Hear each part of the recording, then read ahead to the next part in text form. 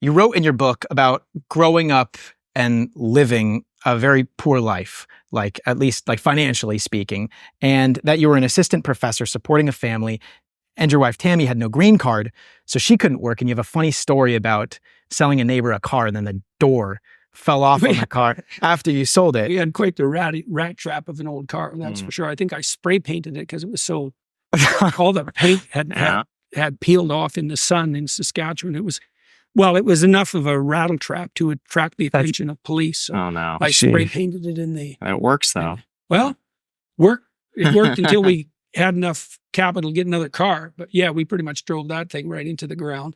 But now... It's like the worst car ever too. 1975 Ford Granada. Everything about that car was bad. You wouldn't recommend it if someone's looking for a new car? I think it had a 400 cubic inch engine and no power. It's like, I don't know how Ford managed to have a huge V8 in a two-door that had like no acceleration and no high speed.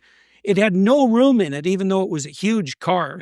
Yeah. It had no room in the back seat, even though it was a huge car. It was really not a good car. So how has acquiring wealth, going from that to where you are today, affected your family, beliefs, and the way you see life?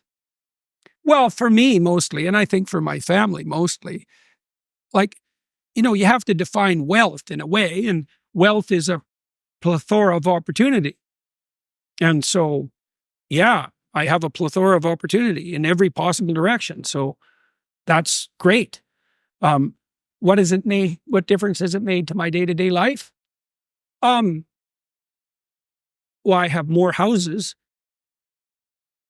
It hasn't made much difference because I already pretty much had everything I wanted, and I'm not particularly interested in the hedonistic end of what wealth might hypothetically bring to you.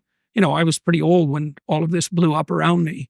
And so, but mostly it's just a wealth of opportunity. That's wealth, is a wealth of opportunity. Have you always been like that in terms of not pursuing things, or did that just occur with age? Well, I pursue things to some degree. I mean, I have a big art collection, but that's a form of exploration for me. Most of the art that I collected was propaganda from the Soviet Union, and I was very interested in that historically and also aesthetically, because propaganda art is a weird blend, right? It's a blend of falsehood and truth, a very strange blend. And so it was very interesting to see these paintings, especially the ones that were done by people with great skill. And, it was part of my investigation into the structure of totalitarianism per se.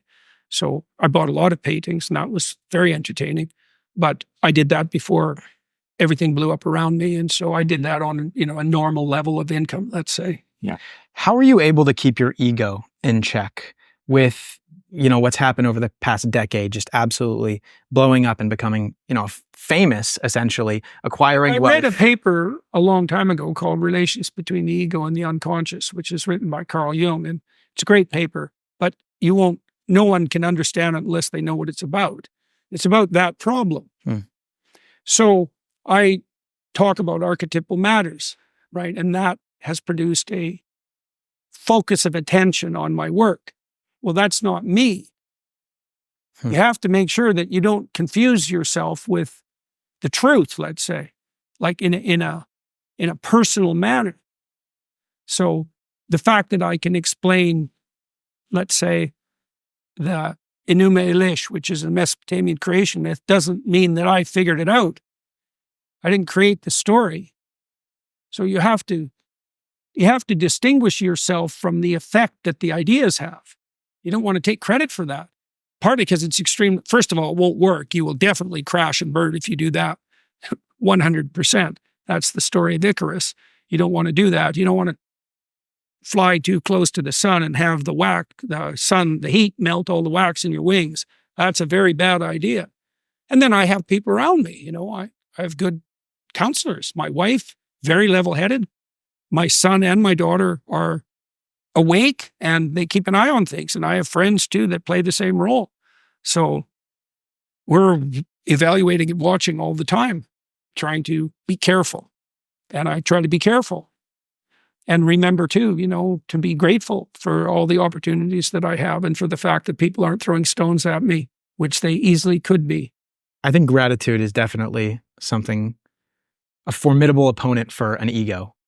Definitely. Yeah. And then obviously also having some people to keep you grounded, some people that you Yeah, trust. right. Well, that's part of that distribution of sanity. It's like if you have a complex situation, you're going to need a number of people around you to evaluate and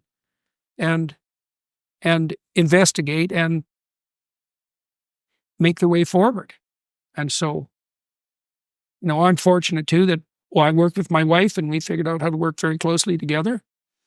And she has a cardinal role to play, and I work with my kids, and that works out very well. And so we're constantly communicating about how to negotiate what's in front of us.